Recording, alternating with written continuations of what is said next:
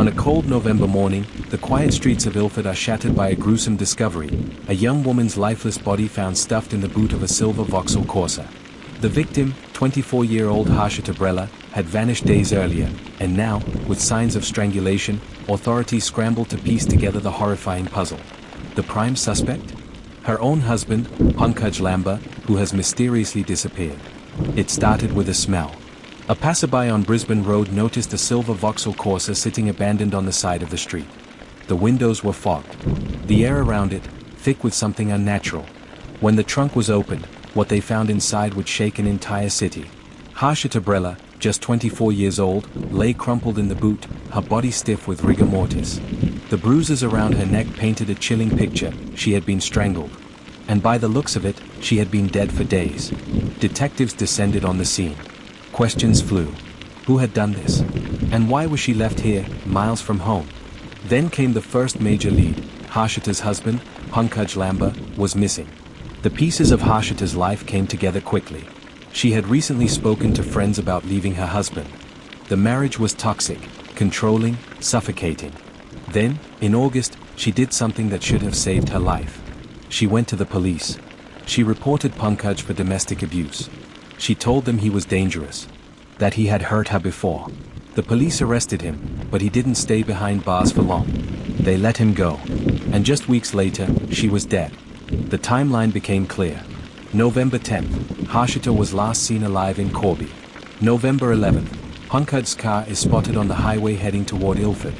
November 14th, her body is found. It didn't take long for authorities to declare him the prime suspect. But there was one problem. He was gone. If you're new to True Crime series, make sure to hit that like and subscribe button and turn on notifications. We bring you the real stories, the cases that demand to be heard, and the voices that deserve justice. This is a case you won't want to miss. Interpol got involved. Flights were checked. Borders were monitored. But Pankaj had vanished without a trace. It was as if he had planned this escape for months. Then, an even darker truth emerged. This wasn't just a murder. Harshita had suffered for months before her death. Police uncovered reports of rape, sexual assault, coercive control, all pointing directly at Pankaj. And now, the man responsible had disappeared into thin air. But detectives weren't giving up. They retraced his last known movements, digging through phone records, financial transactions, anything that could point to where he had gone. Then, a break. CCTV footage near Brisbane Road showed a shadowy figure walking away from the parked Corsa late at night. But the build? The posture?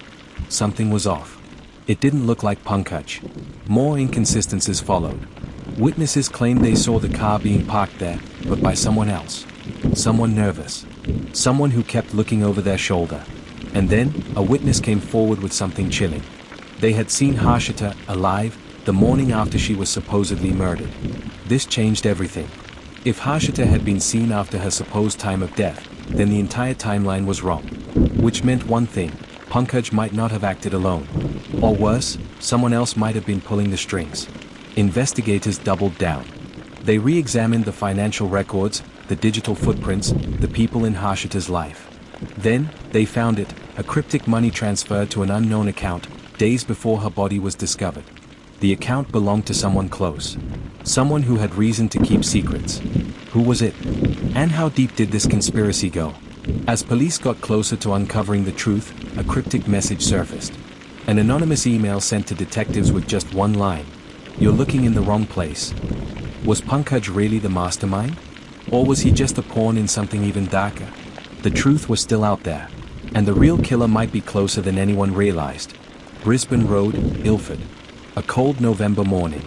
A pedestrian notices something off: a silver Vauxhall Corsa, abandoned, eerie in the early light. The windows fogged from the inside. A smell, thick, rotten, lingering in the air. Police arrive. They circle the car, exchange tense glances. The boot is forced open. And there she is. Harshita Brella, 24 years old. A body twisted unnaturally. Skin pale, bruises dark around her throat. The autopsy would later confirm it: strangled. Likely with bare hands.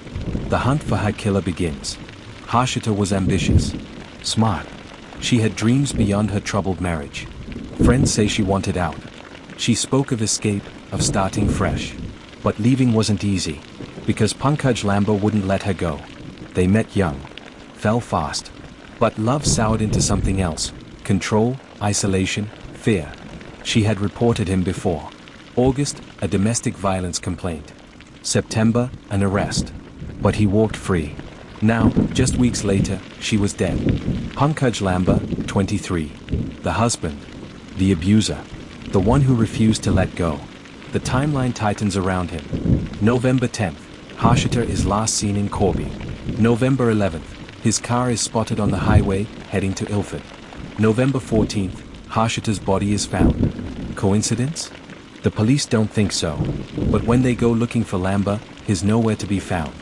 The deeper investigators dig, the worse it gets. Harshita's complaints weren't just about verbal threats. There were bruises. Whispers of worse, rape, coercion, manipulation. She was scared. She begged for protection. But the system failed her. Despite her reports, despite his arrest, Lamba was released. Given conditions. A domestic violence protection order. A piece of paper.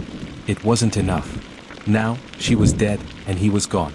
Days turn into weeks. The search for Lamba intensifies. Interpol steps in. Airports checked. His last known movements traced. But he vanishes like smoke. No digital footprint. No paper trail. And then, a tip. A blurry CCTV image from a ferry terminal. A man, hood up, boarding a boat. Destination unknown. Is it him? Investigators race to confirm. Then, something strange. Harshita's phone, recovered from the crime scene, contains a message. A single text sent on November 11th, hours after she was supposedly dead. It's done. Who sent it? And who was it meant for? Suddenly, this isn't just about Lamba. Someone else is involved. The evidence starts to unravel. Witnesses claim they saw the Corsa being parked by a man who didn't fit Lamba's description. CCTV from a gas station captures someone using Lamba's credit card, but the timestamp suggests he was in another city at the time. A financial transaction, a large sum of money, wired from Lamba's account days before the murder. The recipient? A name police don't recognize. Something isn't adding up. Was Lamba set up? Or was he working with someone else? Investigators dig into Harshita's personal life. Friends, co-workers, past relationships. And one name keeps coming up. A man from her past. Someone who had reasons of his own to want her gone. Someone who just happened to disappear around the same time as Lamba. Could it be a coincidence? Or is this something far more sinister? Then, a final, chilling discovery. A second set of fingerprints in the car. Not Lamba's. A match is found. Someone unexpected. Someone close to Harshita. Someone who had everything to gain from her death. The betrayal runs deeper than anyone thought. And the real killer? They're still out there. Lamba is gone. By the time authorities confirm Harshita's murder, he has already slipped past UK borders. A ghost. No flight records. No credit card use. Just gone. Interpol is on high alert. Border security tightens. But days turn to weeks, and Lamba remains invisible. Every lead hits a dead end. Then, a breakthrough. A security camera, grainy, but unmistakable, captures him at a train station in France. Hood up, face obscured.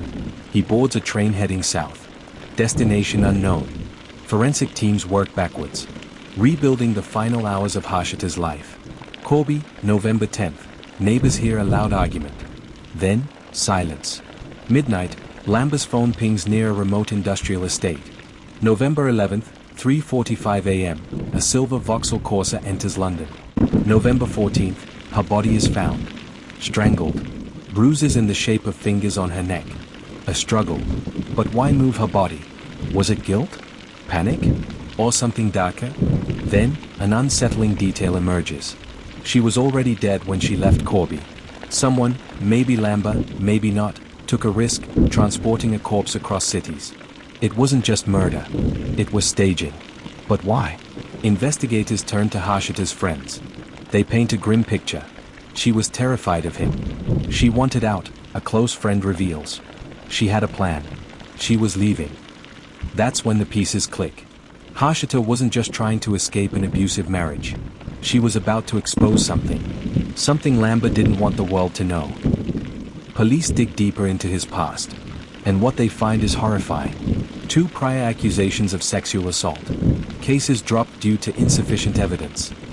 A former girlfriend who vanished for months after leaving him. Never filed a report, but when questioned, she simply says, "I was scared."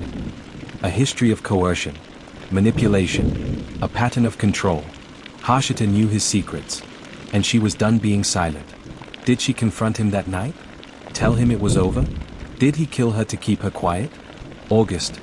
3 months before her murder. Harshita goes to the police. "He threatened me." Bruises on her arms. A trembling voice. A desperate plea for help. Lambert is arrested. Released. Given conditions. September. Another call. Another plea.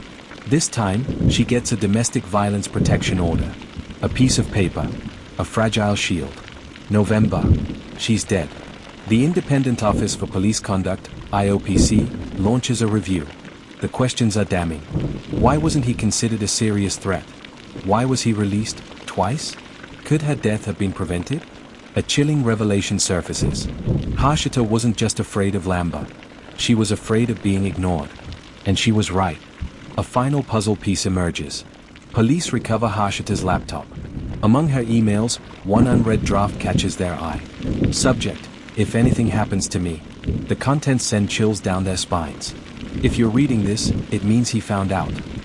He's not working alone. "I need you to look at the money." Money? Who else was involved? And what exactly did Harshita uncover? The case isn't just about Lambert anymore. There's someone else. A new lead. A crucial witness steps forward. A former friend of Lambert. Someone close enough to know his secrets. His voice shakes as he speaks to detectives.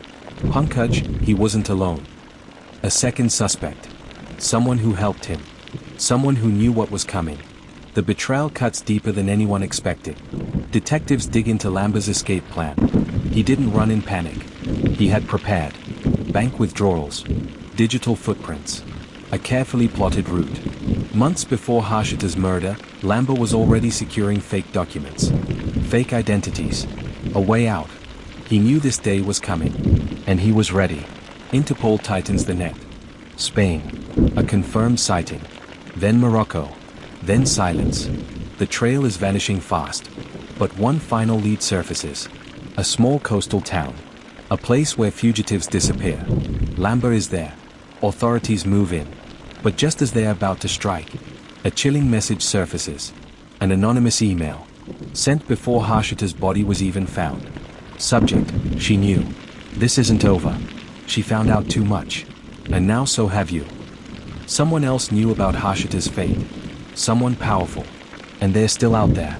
While the wheels of justice turn, Harshita's story becomes a grim reminder of the victims failed by the system. But one question remains. Who was the real mastermind behind her death? Let me know your thought in the comment below.